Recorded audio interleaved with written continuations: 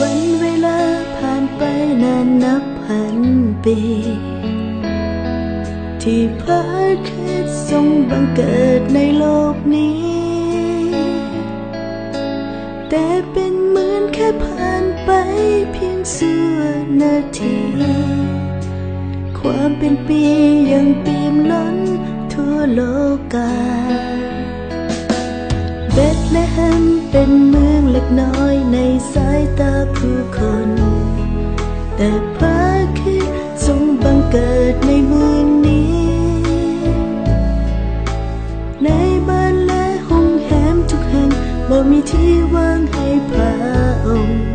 จึงได้ประสูตินอนในห้างยาต้อยต่ำอิมมานูเอลพระเจ้าผู้ทรงอยู่ท่ามกลางเฮาเป็นนามที่ประเสริฐและมีความหมาย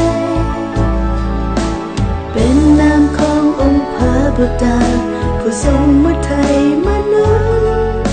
ผู้ที่ยินดีและวางใจในพระองค์เมื่อท่านนอนในที่นอนนุ่มๆอุ่นสบายจงอย่าลืมพระบุตรอยู่ในห้างยา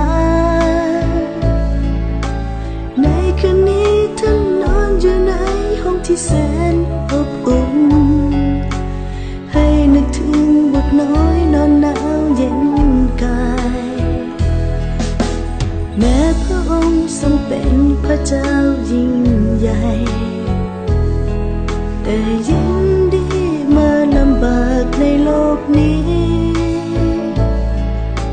เพราะความรักพระองค์ที่มีต่อมวลมนุษย์